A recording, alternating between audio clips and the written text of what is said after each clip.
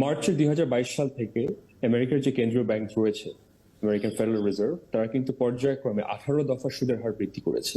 অর্থাৎ 0.5% সুদের হার থেকে তারা 5.5% সুদের হার কিন্তু মূল্য বৃদ্ধি করেছে।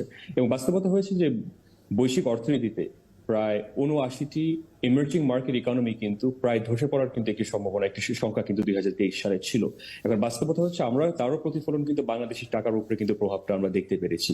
এখন বর্তমানে আমাদের যে জিনিসটা মনে রাখতে হবে, আগামী বছরে অর্থাৎ এই বর্তমান যে অর্থ বছর আমাদের রয়েছে, এই অর্থ বছর আমরা প্রত্যাশা করছি এবং আমরা আশা করছি যে আমেরিকার কেন্দ্রীয় ব্যাংক যখন সুদের হার পর্যায়ক্রমে আবার কমিয়ে আনবে, অর্থাৎ 1% সুদের হারে বা 2% সুদের হারে যখন কমিয়ে আনবে, তখন আমার বিশ্বাস যে ডলার এবং টাকার মূল্য ডলারের বিপরীতে আবার স্থিতিশীল হওয়ার একটি সম্ভাবনা রয়েছে, যেটা আমি মনে করি বাংলাদেশের সরাসরি বাংলাদেশের মূল্যস্ফীতির উপরে আমদানি ব্যয় মেটানোর জন্য, বৈদেশিক ঋণ পরিশোধের জন্য সক্ষমতা আরো ব্যাপকভাবে কিন্তু আমাদের সক্ষমতা আমরা অর্জন করতে পারবো।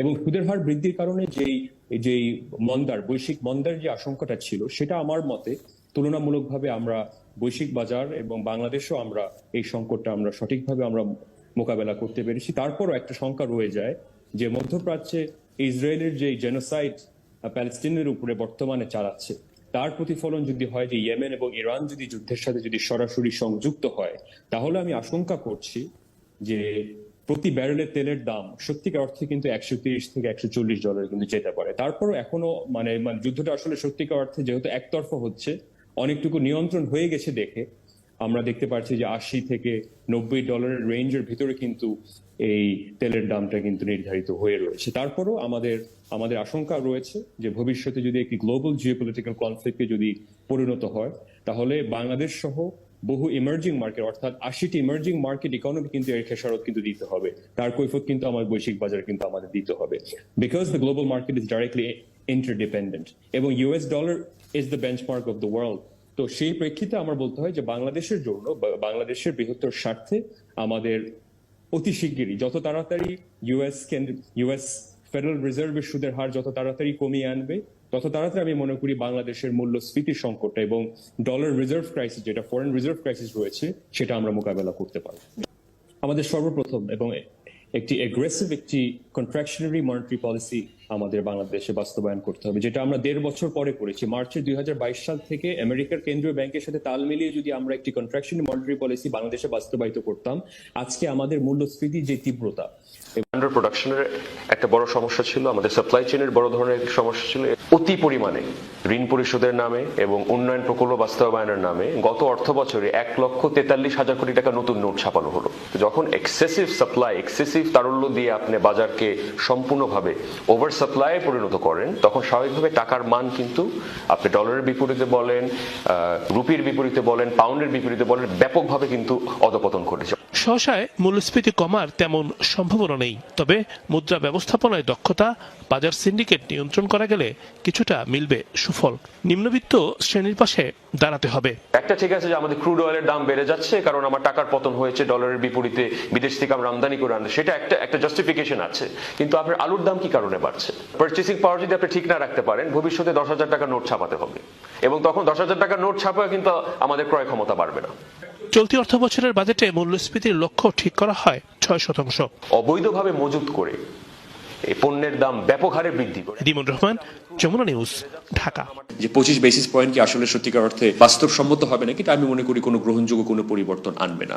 যদি অ্যাগ্রেসিভ হাইকিং এ যেতে হয়, আপনার মিনিমাম একদম সর্বনিম্ন 75 বেসিস পয়েন্ট থেকে 100 বেসিস পয়েন্টসে আপনার তাৎক্ষণিক সময় যাওয়া উচিত ছিল। যতই আমরা পলিসি ঘোষণা করি না কেন, যদি বাস্তবায়নের দিকে যদি আমাদের কঠোর পদক্ষেপ না থাকে, তাহলে কিন্তু আমাদের আকাঙ্ক্ষার জায়গায়, যেটা আমি মনে করি যে মূল্যস্ফীতি 6%-এর নিচে এবং একই সাথে টাকার মূল্য আবার অতীতের $1 বিপরীতে 100 টাকা, সেই পর্যায়ে যদি আমরা নিতে চাই, তাহলে এই কয়েকটা পলিসি স্ট্যান্সে অ্যাগ্রেসিভলি আমাদের পদক্ষেপগুলো আমাদের নিতে হবে। অর্থনীতিবিদরা বলছেন, টাকার মান নিয়ন্ত্রণে কেন্দ্রীয় ব্যাংক যতই পলিসি নিক, সরকারি ব্যয় কাটছাট আর সিন্ডিকেট নির্মূল করা না গেলে কোনো কাজেই আসবে না।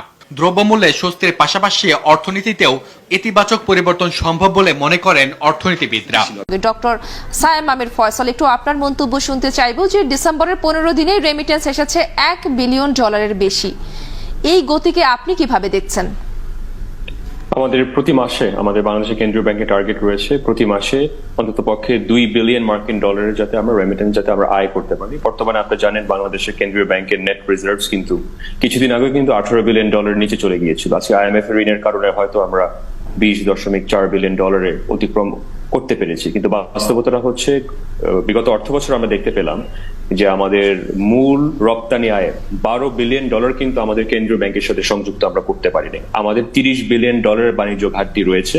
এবং দ্বিতীয় কথা সবচেয়ে গুরুত্বপূর্ণ, দেখেন আমাদের কিন্তু গত অর্থ বছর এবং তার আগের অর্থ বছর দুইটি অর্থ বছর মিলিয়ে প্রায় $13 বিলিয়ন কিন্তু আমাদের এনার্জি সিকিউরিটি জন্য কিন্তু অর্থাৎ আমাদের ফিউল কেনার জন্য কিন্তু আমাদের সেই অর্থ কিন্তু দেশের বাইরে কিন্তু চলে গেছে।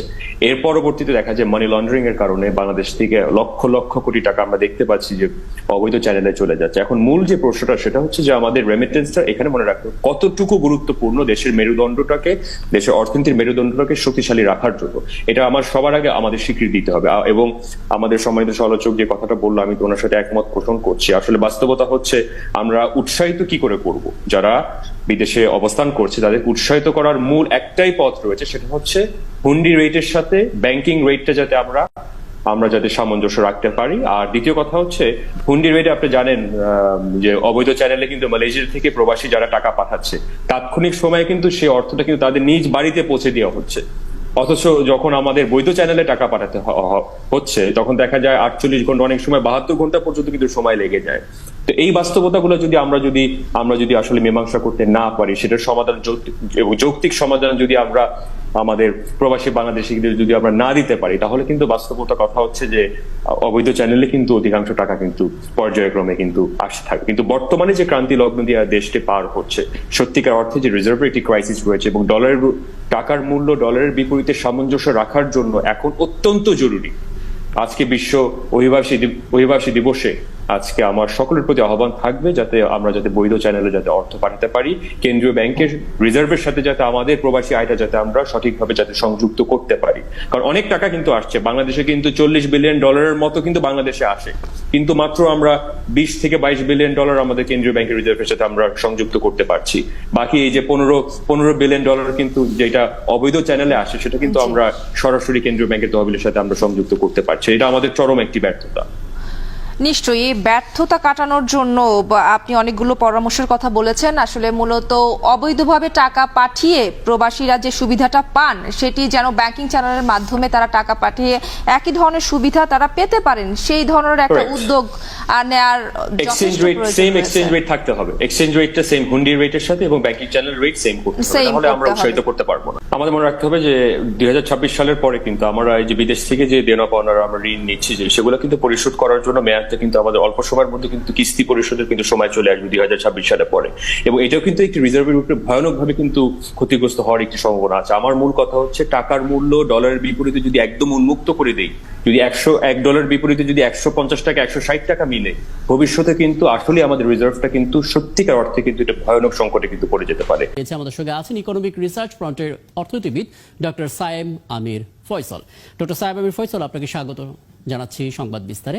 একটু বলবেন আসলে পরিকল্পনা মন্ত্রীর যে বক্তব্য যে তিনি প্রস্তাব করেছেন নিম্ন আয়ের প্রবাসীদের আয়ের উপর 10% প্রণোদনা দেয়া, মানে বাস্তবায়নে কি কি চ্যালেঞ্জ আপনি দেখেন? ধন্যবাদ আমাকে আমন্ত্রণ জানাবার জন্য। দর্শক শ্রোতা যারা সংযুক্ত হয়েছেন সকলের উদ্দেশ্যে সালাম। 10% যেই প্রণোদনাটা মাত্র আমাদের মাননীয় পরিকল্পনা মন্ত্রী যে ঘোষণা করেছে তাকে আমি অবশ্যই একজন অর্থনীতিবিদ হিসেবে আমি সাধুবাদ জানাই। আমরা ইতিমধ্যে আমাদের গবেষণার সূত্রে আমরা প্রতিনিয়ত আমরা বলে আসছি যে হুন্ডি রেটের সাথে আমাদের ফর্মাল ব্যাংকিং রেটের যে ব্যবধানটা রয়েছে সেটা অর্থাৎ 7 থেকে 8% কাছাকাছি ছিল, কিন্তু তার জন্য কিন্তু সত্যিকার অর্থে আমাদের রেমিটেন্স খাতটা কিন্তু সত্যিকার অর্থে কিন্তু ক্ষতিগ্রস্ত হয়েছিল। এবং বিগত 2 মাসে আমরা দেখতে পারলাম মান্থ অফ নভেম্বর এবং মান্থ অফ ডিসেম্বর, আজকে তো 28 তারিখ, আমরা প্রায় আজকের ফিগারগুলো আমরা দেখে আমরা উপলব্ধি করছি যে প্রায় $2 বিলিয়ন যেটা আমাদের কেন্দ্রীয় ব্যাংকের টার্গেট, সেটা কিন্তু আমরা প্রতি মাসে কিন্তু আমরা সেই টার্গেট কিন্তু আমরা হিট করতে পারছি। এবং বাস্তবতা হচ্ছে দেখেন আমাদের প্রবাসী বাংলাদেশের যারা বিদেশে থাকে অধিকাংশ অর্থ কিন্তু এখন পর্যন্ত বাংলাদেশে অবৈধ চ্যানেলে কিন্তু বাংলাদেশে কিন্তু আসছে। এটা হচ্ছে একদম চিরতরে বাস্তবতা। এখন এখান থেকে পেরিয়ে আসতে হলে প্রথম যে কন্ডিশন ছিল যে হুন্ডি রেটের সাথে ফর্মাল ব্যাংকিং রেটের আমি ব্যবধানটা আমি কমিয়ে আনবো। সেটা বর্তমান মাননীয় পরিকল্পনা মন্ত্রী যদিও আমাদের পরামর্শ যেটা আমরা পর্যায়ক্রমে দিয়েছি, প্রেস কনফারেন্সের মাধ্যমে দিয়েছি, 1.5 বছর পরে শুনলেও আমি মনে করি এটি একটি ইতিবাচক প্রভাব পড়বে আমাদের অর্থনীতির উপর। এবং দ্বিতীয় কথা হচ্ছে যে আমাদের মনে রাখতে হবে যে আমাদের যদি কাতার থেকে একজন প্রবাসী ভাই যদি বাংলাদেশের পার্বত্য একটি অঞ্চলে, প্রত্যন্ত একটি অঞ্চলে যদি অর্থ পাঠায়, তার যদি 72 ঘন্টা যদি অপেক্ষা করতে হয়, তার থেকে কিন্তু সে কিন্তু বিকল্পটা খুঁজে নেবে। যে তার মানে বোঝা যাচ্ছে এটা একটা দারুণ ব্যাপার হবে যদি 10% প্রণোদনা নিশ্চিত করা যায়। একটা বিষয় কি যুক্ত করবেন, তাহলে আলাপটা শেষ করতে পারি। সেটি হচ্ছে যে কম সুবিধাভোগী প্রবাসী যারা আছেন তাদের অনেকে তো নিবন্ধনের বাইরে আছেন, তাদেরকে তালিকায় আনা যায় কিভাবে, আসলে কোনো পরামর্শ থাকবে কিনা? এটা আমাদের পররাষ্ট্র মন্ত্রণালয়ের পাশাপাশি আমাদের একই সাথে আমাদের লেবার এবং ওভারসিজ এমপ্লয়মেন্ট মিনিস্ট্রি সংযুক্তভাবে একত্রভূত হয়ে যদি কাজ করতে পারে, তাহলে আমি মনে করি যে এই যে রেড টেপের যে বিউরোক্রেটিক যে হ্যাসেলগুলো রয়েছে, অধিকাংশ প্রবাসী বাংলাদেশি যারা মালয়েশিয়াতে আছে, সৌদি আরবিয়াতে আছে, তাদের কাগজ দেখা যায় অনেক সময় কিন্তু এক্সপায়ার হয়ে যায়। তার জন্য তারা কিন্তু বৈধ চ্যানেলে টাকা পাঠাতে পারছে। এবং আমি অন দ্য রেকর্ড বলতে চাই, আমাদের গবেষণার সূত্রে আমরা পেয়েছি যে বাংলাদেশে প্রতি অর্থ বছরে প্রায় 36 বিলিয়ন মার্কিন ডলার কিন্তু রেমিনেন্স হিসেবে আছে। এখন কেন্দ্রীয় ব্যাংকের সাথে সংযুক্ত হচ্ছে 20 থেকে 22 বিলিয়ন ডলার। বাকি যে 15 বিলিয়ন ডলার আছে সেটা কিন্তু অবৈধ চ্যানেলে কিন্তু প্রবাসী বাংলাদেশিরা পাঠাতে হচ্ছে। চলমান যে সংকট, আমাদের রিজার্ভের কি সংকটের পাশাপাশি আমাদের টাকার উপরে যে ডলারের বিপরীতে যে পতন ঘটেছে, টাকার পতন ডলারের বিপরীতে, সেই সময় যদি আমরা যথার্থ যদি উদ্যোগটা আমরা সময় মতো যদি আমরা না নিতে পারি, এই অর্থগুলো কিন্তু আমরা কেন্দ্রীয় ব্যাংকের সাথে কিন্তু আমরা কেন্দ্রীয় ব্যাংকের রিজার্ভের সাথে কিন্তু আমরা সংযুক্ত করতে ব্যর্থ হচ্ছি। এবং বাস্তবতা হচ্ছে যে এই মাসটা আমরা এবং বিগত মাসে আমরা আমাদের $2 বিলিয়ন পার মান্থের যে টার্গেটটা ছিল রিজার্ভের সাথে সংযুক্ত করা, সেই টার্গেট আমরা মিট করতে পেরেছি। কিন্তু বাস্তবতা হচ্ছে যদি আমি যথার্থ সময়ে যদি আমি অর্থ আমরা একদম তৃণমূল পর্যায়ের মানুষের কাছে যদি না পৌঁছে দিতে পারি, তাহলে কিন্তু আসলে সুফলটা মিলবে না। আপনাকে অনেক ধন্যবাদ। বেশ কিছু পরামর্শ আপনি আমাদেরকে দিলেন এবং ধন্যবাদ সময়টা দেওয়ার জন্য। ছিলেন আমাদের সঙ্গে ইকোনমিক রিসার্চ ফ্রন্টের অর্থনীতিবিদ ডক্টর সায়েম আমির ফয়সাল। এই যে আরো 4 থেকে 5 টাকা বেড়ে যাবে এই আমদানির ফলে, সেটি আমাদের তাহলে আমদানি করেই বা লাভটা কি হচ্ছে, মানে এই লাভটা হবে কিনা, বা এই লাভটা আসলে ব্যাংকিং বা আর্থিক প্রতিষ্ঠান ব্যবসা বাণিজ্য পাবে কিনা আসলে? এখন বাস্তবতা হচ্ছে, দেখেন যেহেতু আমাদের একটি অস্বাভাবিক পরিস্থিতিতে বাংলাদেশ বর্তমান বাস করছে, আমরা বৈদেশিক মুদ্রা রিজার্ভের সত্যিকার অর্থে আমাদের সংকট আছে। আমাদের নেট রিজার্ভ $18 বিলিয়ন এসে পৌঁছেছে এবং কার্ভ মার্কেটে আমরা একদিনের জন্য কিন্তু দেখতে পারলাম $1 বিপরীতে কিন্তু কার্ভ মার্কেট অর্থাৎ খোলা বাজারে কিন্তু $1 বিপরীতে 128 টাকা পর্যন্ত কিন্তু ক্রয় করা হচ্ছিল। এখন বাস্তবতা হচ্ছে, এটা যদি আসলে সত্যিকার অর্থে আমরা একটি আন্তর্জাতিক বাজারের সাথে যদি আমরা সামঞ্জস্য রাখতে চাই, গত সপ্তাহে আপনি যদি ডলার ইন্ডেক্স দেখেন, ফরেক্স মার্কেটের প্রতিটা কারেন্সি যদি দেখেন, Mexican peso, euros, pound sterling, প্রতিটি কারেন্সি কিন্তু ডলারের বিপরীতে কিন্তু 3.5% থেকে 4% কিন্তু বৃদ্ধি ঘটেছে। কিন্তু বাংলাদেশের টাকা কিন্তু সেই পরিমাণে কিন্তু আমরা দেখতে পারলাম না, যে কারেন্সি অ্যাপ্রিসিয়েশনে কিন্তু সেই মূল্যটা কিন্তু আমরা দেখতে পারি না। এটা হচ্ছে চিরতরে বাস্তব কথা। আর দ্বিতীয় কথা হচ্ছে, নগদ ডলার আমদানি অবশ্যই বর্তমানে যেহেতু আমাদের ডলারের একটি সংকট রয়েছে, এটা আমরা অস্বীকার করতে পারছি না, যেহেতু অবশ্যই আমার দৃষ্টিভঙ্গিতে আমদানি করে আনাটা এখন অত্যন্ত, আমি মনে করি এটি যুগোপযোগী একটি সিদ্ধান্ত হয়েছে। এবং অবশ্যই আমাদের সম্মানিত ফারুক ভাই একটি কথা বললো যে শুল্ক মকুব যদি এই মুহূর্তে আমরা না করি, আরো যদি এখানে এডিশনাল যদি এখানে ট্যাক্স এডিশন যদি হয়, তাহলে সত্যিকার অর্থে এটা কতটুকু ফলপ্রসূ হবে সেটা আসলে প্রশ্নবিদ্ধ। তো আমার আবেদন থাকবে, সুস্পষ্ট আবেদন থাকবে যে ট্যাক্স ওয়েভার এখানে দিতে হবে, শুল্ক মকুব করতে হবে, যদি আমরা টাকার মূল্য ডলারের সাথে সামঞ্জস্য রাখতে চাই। এবং ভবিষ্যতে যেহেতু আমরা দেখবেন, আপনি ফেডারেল রিজার্ভের চেয়ারম্যান জেরোম পাওয়েল আগামী বছর থেকে কিন্তু ইন্টারেস্ট রেট, অর্থাৎ central bank of the United states এর ইন্টারেস্ট রেট কিন্তু কমিয়ে আসা শুরু করবে। তখন কিন্তু টাকার মূল্য কিন্তু পর্যায়ক্রমে কিন্তু বাড়তে থাকবে। তখন আমরা একটি সার্বিক স্থিতিশীলতা আমরা বিশ্বাস করি যে অর্জন করতে পারি। সায়েম আমির ফয়সাল, আপনার কাছে আসতে চাই যে এই যে ডলারের কারণে আমদানি আমাদের আটকে ছিল দীর্ঘদিন ধরে এবং ব্যবসা বাণিজ্যে নানা ধরনের সংকট তৈরি হয়েছিল, সেটি কি এখন কাটবে কিনা, যদি ডলার আমদানির মাধ্যমে কি কাটা সম্ভব কিনা, আপনি কি মনে করছেন?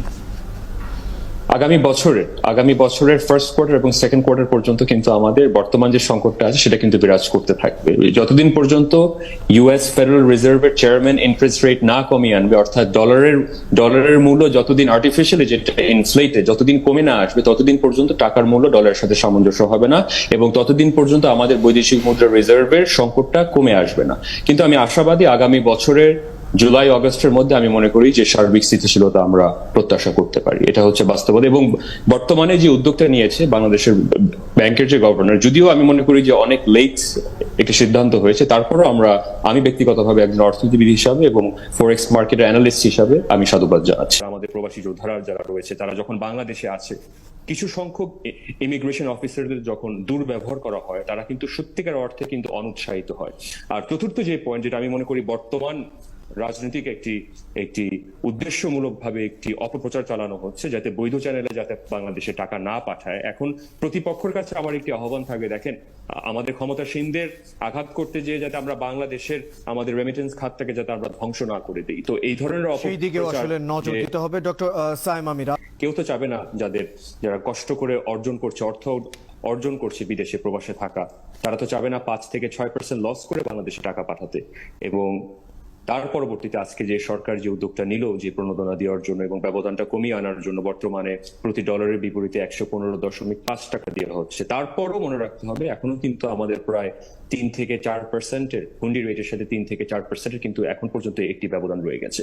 এই ব্যবধানটা সর্বপ্রথম আমাদের কমিয়ে আনতে হবে। প্রবাসীদের দিক থেকে আমার একটা কথা না বললেই নয়, অনেক প্রবাসীদের সাথে আমরা কাজ করি, অনেক সময় আমাদের উঠা বসা হয়, তাদের মত বিনিময় হয়, কুশল বিনিময় হয়। তারা একটাই কথা বলে যে যখন বিদেশ থেকে আমরা অর্থ পাঠাচ্ছি, অবৈধ চ্যানেলে পাঠালে তাৎক্ষণিক সময় কিন্তু অর্থটা পৌঁছে যাচ্ছে, অথচ যখন ব্যাংকিং চ্যানেলের মাধ্যমে পাঠাচ্ছি, প্রথমে আমি রেট কম পাচ্ছি, আর দ্বিতীয় কথা হচ্ছে আমার প্রায় 2 দিন থেকে 3 দিন পর্যন্ত লেগে যাচ্ছে আমার প্রতিবেশীকে, আমার আত্মীয় স্বজনকে অর্থ পাঠাতে গিয়ে।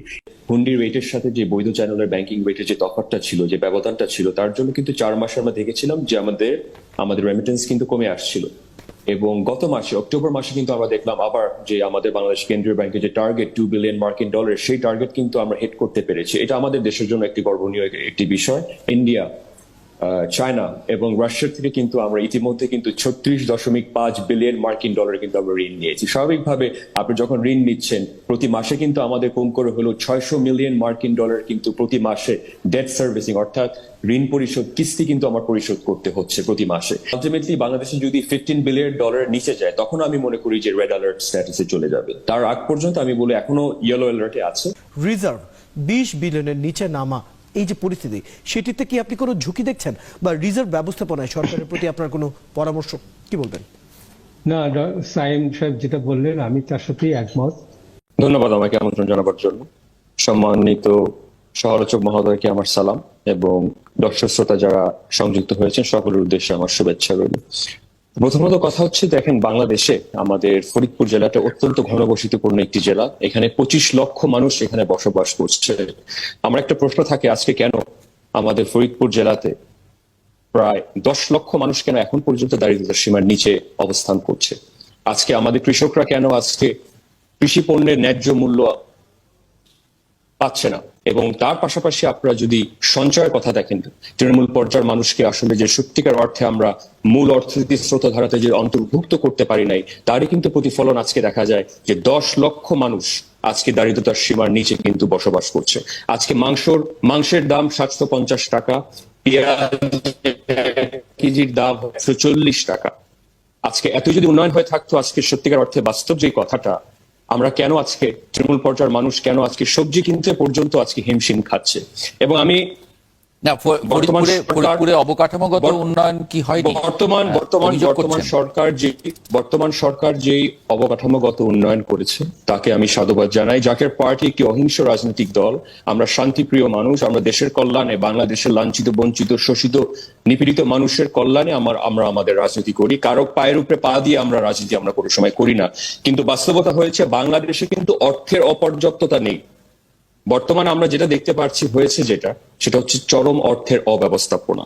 আজকে এখন পর্যন্ত আমরা তৃণমূল পর্যায়ের মানুষকে আমরা মূল অর্থনীতির স্রোতধারাতে আমরা অন্তর্ভুক্ত করতে পারছি না। সেটা কি ফরিদপুরেও হয়েছে? সেটা কি ফরিদপুরের মানুষ হয়েছে এবং সারা বাংলাদেশ হয়েছে। ফরিদপুরের মানুষের এটাই তো বাস্তবতা।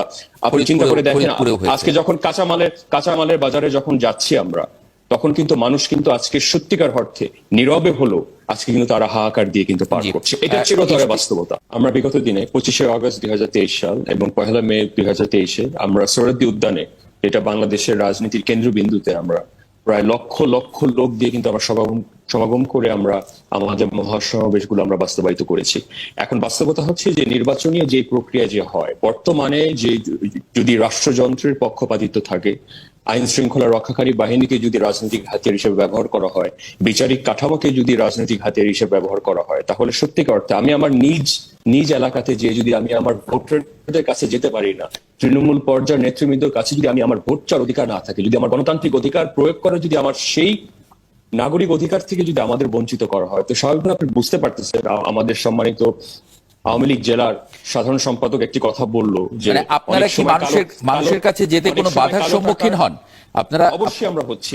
আমরা কিছুদিন আগে যখন আমরা সমাবেশ করতে গেলাম ফরিদপুরে 144 জারি করা হলো, আমাদের বেষ্টনী আমাদের এলাকার বেষ্টনী আগুন দিয়ে জ্বালিয়ে দেওয়া হলো। মানে কারা জ্বালিয়ে দিয়েছে? আমরা ওসি মহোদয়কে আমরা বলেছি না, কারা জ্বালিয়ে দিয়েছে? আমাদের সাথে অবিচার হচ্ছে, কারা জ্বালিয়ে দিয়েছে করার জন্য এটা তো আমরা বলতে পারবো না। কারা জ্বালিয়ে দিয়েছে? আমির ফয়সাল, রাতের আধারে সায়েম আমির ফয়সাল, কারা জ্বালিয়ে দিয়েছে? রাতের আধারে সন্ত্রাসী কিছু সংগঠন এবং আওয়ামী লীগে অনেক মেধাবী, সৎ, দুর্নীতিমুক্ত, কলঙ্কমুক্ত অনেক মানুষ রয়েছে, আমাদের অনেক শুভাকাঙ্ক্ষী রয়েছে যারা আওয়ামী লীগ করে, কিন্তু কারা করেছে আমরা ওসি সাহেবের কাছে গিয়েছি, অধীনে আমরা লিখিত নিশ্চিত কারা করেছে নিশ্চিত না আপনারা, আমরা ন্যায় বিচার আমরা পাচ্ছি। এটা হচ্ছে বাস্তবতা। তো এরকম একটি অবস্থা আসলে কি করে আমরা প্রত্যাশা করি যে অবাধ, সুষ্ঠু, নিরপেক্ষ নির্বাচন হবে? কি কারণে আমাদের প্রবাসী বাংলাদেশিরা যারা বিদেশে অবস্থান করছে তারা কেন বৈধ চ্যানেলে টাকাটা পাঠাচ্ছে না? তো স্পষ্ট কথা হচ্ছে, আমরা যতই জাতীয়তাবাদের কথা বলি, যতই দেশপ্রেমের কথা বলি, মানুষ কিন্তু একটি ফাইন্যান্সিয়াল ডিসিশন নিচ্ছে। সে কি 118 টাকায় অবৈধ চ্যানেলে পাঠাবে নাকি বাংলাদেশের ব্যাংকিং চ্যানেলে 109 টাকা বাংলাদেশে পাঠাবে? এবং আমরা প্রতিনিয়ত বলেছি, যদি আমরা এক্সচেঞ্জ রেটটাকে অবৈধ চ্যানেলের সাথে যদি আমরা সামঞ্জস্য না রাখতে পারি, কম্পিটিটিভ না রাখতে পারি, স্বাভাবিকভাবে একজন প্রবাসী মালয়েশিয়াতে যে অবস্থান করছে, সৌদি আরবেতে যে অবস্থান করছে, গালফে যে অবস্থান করছে, ইউতে যে অবস্থান করছে, তাদের কষ্টের ফসল তারা কি 4-5% লস করে কি বাংলাদেশে পাঠাবে? এটা তো আমাদের বুঝতে হবে, তাদের দিকটা তো আমাদের দেখতে হবে। তো স্বাভাবিকভাবে এই যে 8-10 টাকার যে একটি গ্যাপ ছিল, এই যে ডিফারেন্সিয়ালটা ছিল, এর জন্য কিন্তু আমাদের কেন্দ্রীয় ব্যাংকের সাথে কিন্তু আমরা প্রবাসী আয়টা কিন্তু আমরা সংযুক্ত করতে পারিনি, এবং গত মাসে সব থেকে বড় আকস্মিক একটি রেজাল্ট দেখা গেল।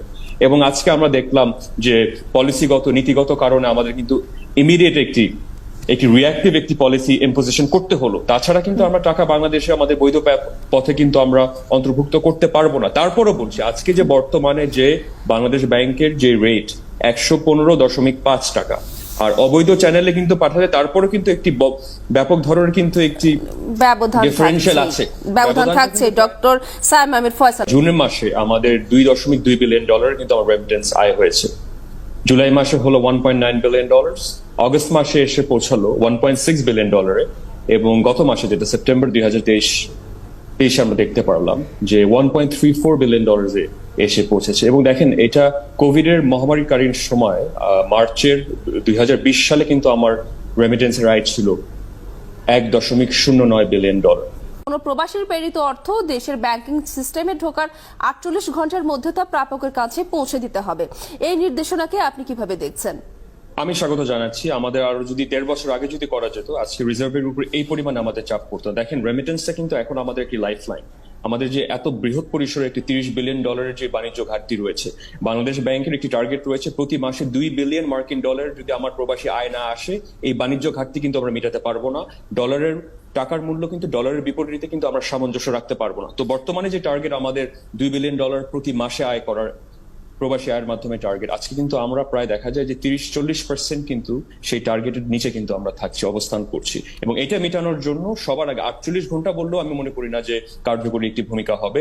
আমাদের উইদিন 24 আওয়ার্স এর মধ্যে আমাদের টাকা 24 ঘন্টার মধ্যে যেন যত দ্রুত সম্ভব প্রাপকের কাছে সেটা পৌঁছে দেওয়ার ব্যবস্থা করা যায়। বাংলাদেশ ভারতীয় মুদ্রা রুপিতে বাণিজ্যিক লেনদেন শুরু করেছে। এমন উদ্যোগকে সাশ্রয়ী উল্লেখ করে অর্থনীতিবিদরা মনে করেন এই উদ্যোগে কিছুটা হলেও দূর হবে রিজার্ভের ঘাটতি। আমাদের $23.8 বিলিয়ন কিন্তু আমাদের কেন্দ্রীয় ব্যাংকের রিজার্ভ এসে পৌঁছেছে। তো অবশ্যই $1 বিলিয়ন যদি আমরা ট্রেড ফ্যাসিলিটি আমরা পাই এবং রুপিতে ট্রেড করার ফ্যাসিলিটি যদি পাই, সেটা অবশ্যই বাংলাদেশের জন্য অবশ্যই একটি সাশ্রয়ী, একটি অর্থনৈতিকভাবে আমার দৃষ্টিভঙ্গিতে একটি সাশ্রয়ী একটি উদ্যোগ। টাকা এবং রুপি ট্রেডের কিন্তু ট্রেড ফেসিলিটিটা পাচ্ছি আর শুধুমাত্র $2 বিলিয়ন যেটা আমরা এক্সপোর্ট করছি সেটার ভিত্তিতে আমরা $2 বিলিয়ন আমরা রুপির সমপরিমাণ অ্যামাউন্টটা আমরা আমাদের কেন্দ্রীয় ব্যাংকের রিজার্ভের সাথে আমরা সংযুক্ত করতে পারছি। এত বড় একটা বাণিজ্য ঘাটতি বর্তমানে ইন্ডিয়া এবং বাংলাদেশের সাথে যে বিরাজ করছে সেটা কি করে আগামী দিনে আমরা কমিয়ে আনতে পারি। বাংলাদেশের সাথে ইন্ডিয়ার রপ্তানি ঘাটতি থাকতে পারে, অপরদিকে ইন্ডিয়ার বাণিজ্য ঘাটতি থাকতে পারে। আমরা হতে হবে ইন্ডিয়ার চিফ এক্সপোর্টিং পার্টনার। ভারত বাংলাদেশকে 97% রপ্তানি পণ্যে শুল্ক সুবিধা দিয়েছে, তা সত্ত্বেও প্রত্যাশিতভাবে রপ্তানি বাড়ছে না বিভিন্ন অশুল্ক বাধার কারণে। তৌহিদ রানা, জিটিভি নিউজ, ঢাকা। আপনাকে ধন্যবাদ এবং দর্শক শ্রোতা যারা সংযুক্ত হয়েছেন সকলের উদ্দেশ্যে সালাম। প্রথমত কথা হচ্ছে যে ব্যাংক সংশোধনী আইন যেটা প্রস্তাবনা করা হলো, 4 জন ডিরেক্টর থেকে 3 জন ডিরেক্টর করা হবে একটি পরিবারে। সত্যিকার অর্থে আপনিও জানেন, আমিও জানি এবং দর্শক শ্রোতা যারা সংযুক্ত হয়েছে সকলে জানে যে এটা কোনো গুণগত কোনো পরিবর্তন আনবে না ব্যাংকিং খাতে। আর দ্বিতীয় কথা হচ্ছে যে এই যে উইলফুল এবং আনউইলফুল ডিফল্টার ভিতরে যে আপনি ব্যতিক্রম বা ডিফারেন্সিয়াল যেটা আনবেন সেটা কি করে আনা হচ্ছে। সোজা কথা হচ্ছে আমরা যদি চুনোপটিতে ধরার জন্য যদি আমরা রাগবলকে ছেড়ে দিই, এই আইনটা কোনোভাবেই গ্রহণযোগ্যভাবে বাংলাদেশে কোনো কার্যকরী ভূমিকা রাখবে না বলে আমি মনে করি। দ্বিতীয় কথা হচ্ছে দেখেন, এসভিবি ব্যাংক, সিলিকন ভ্যালি ব্যাংকের ডিপোজিট ছিল $200 বিলিয়ন, নিউ ইয়র্ক সিগনেচার ব্যাংকের ডিপোজিট ছিল $160 বিলিয়ন। বাংলাদেশে আমাদের বৃহৎ দুটি ব্যাংক, একটা পাবলিক ব্যাংক আমি বলছি যে সোনালী ব্যাংকের ডিপোজিট আছে আজকে অ্যারাউন্ড $17 বিলিয়ন, আর ইসলামী ব্যাংকের ডিপোজিট আছে $15 বিলিয়ন।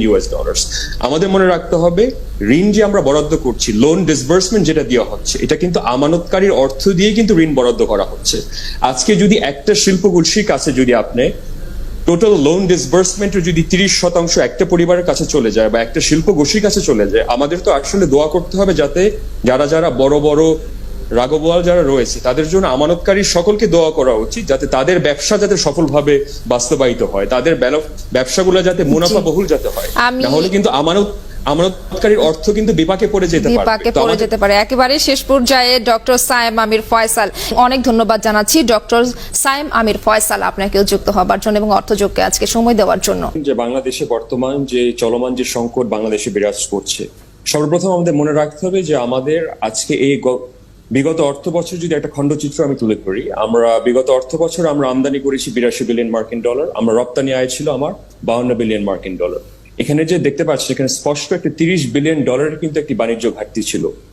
ফলশ্রুতিতে কি হলো, গত অর্থ বছরে আমার $48 বিলিয়নের যে মার্কিন ডলারের যে আমার ফরেন এক্সচেঞ্জ রিজার্ভ ছিল সেটা আজকে $29.8 বিলিয়ন আছে। যদি তারপরে আপনি $6 বিলিয়ন এক্সপোর্ট ডেভেলপমেন্ট ফান্ড থেকে যদি আপনি সাবট্রাক্ট করেন, তাহলে আমাদের ফলশ্রুতিতে দেখা যায় প্রায় আমাদের $23 billion disposable foreign exchange reserve আমাদের বাংলাদেশে রয়েছে। বর্তমানে যে সব থেকে বড় সংকট আপনি দেখতে পাচ্ছেন যে বাংলাদেশি টাকা ডলারের বিরুদ্ধে আমরা 25 থেকে 30% কিন্তু আমাদের ডিভ্যালুয়েশন হয়েছে। এই যে 7% যে মূল্যস্ফীতি যে নির্ধারণ করা হলো, এটা সত্যিকার অর্থে এবং বাস্তবতা যদি আমরা বিবেচনা করে দেখি, এটা কোনোভাবেই বাস্তবসম্মত নয়। আপনি 1 বছর আগের থেকে আজকে 1 বছর পরবর্তীতে আপনি যদি 1 কেজি মাংসের দাম আপনি তুলনা করে দেখেন এবং অন্যান্য যে নিত্য প্রয়োজনীয় যে পণ্যগুলো রয়েছিল, প্রতিটি পণ্যেরই কিন্তু দেখা যায় 15 থেকে 18 থেকে অনেক ক্ষেত্রে দেখা যায় 30 থেকে 40% কিন্তু বৃদ্ধি পেয়েছে। আমি জানি এখন পর্যন্ত বাংলাদেশ এনার্জি সিকিউরিটি এখন আমরা শতভাগ আমরা নিশ্চিত করতে পারি নাই। বিগত দিনে আমরা কিছুদিন আগে আমরা অবগত হলাম যে আমরা কয়লা পর্যন্ত আজকে আমরা আমদানি করতে পারছি না। তো আমাদের ফিউল কস্টে কিন্তু ব্যাপকভাবে বৈশ্বিক বাজার ইউক্রেন রাশিয়ার যুদ্ধের পরবর্তীকালীন যে সংকটগুলো যাচ্ছে, ইউএস ফেডারেল রিজার্ভের যে মূল সুদের হার বৃদ্ধি করার ফলশ্রুতিতে আমাদের টাকার পতনের পাশাপাশি অন্যান্য যে বৈশ্বিক এবং আঞ্চলিক যেই অর্থনৈতিক অবস্থান দিয়ে আজকে আমরা পার করছি, তাতে এই মূল্যস্ফীতির টার্গেট কোনোভাবে এটা বাস্তবসম্মত নয়। ধন্যবাদ ডক্টর সায়েম আমির আমাদের সাথে যুক্ত হবার জন্য। ভ্যাট শুল্ক সহ নানা প্রত্যক্ষ করের পাশাপাশি কর মুক্ত বার্ষিক আয়ের সীমা 3 লাখ হওয়ায় বাড়তি চাপে আছে বিশেষ করে বেতনভুক্ত নিম্ন স্তরের করদাতারা। বৈশ্বিক বাজারের সাথে তুলনা করলে প্রথমত আমাদের মূল্যস্ফীতি বেড়েছে, টাকার পতন কিন্তু ডলারের বিরুদ্ধে প্রায় 25 থেকে 30% কিন্তু পতন ঘটেছে। আমরা কর আদায় কেন করি সরকার হিসাবে, থেকে বঞ্চিত যারা রয়েছে তাদেরকে যাতে আমরা সহযোগিতা করতে পারি। সহযোগিতা করতে যে যখন আমরা তাদেরকে ক্ষতিগ্রস্ত করছি, যখন তাদেরকে আমরা বিপাকে ফেলে দিচ্ছি, সেটা কিন্তু কোনো সময় একটা রাষ্ট্রের জন্য কাম্য হতে পারে না।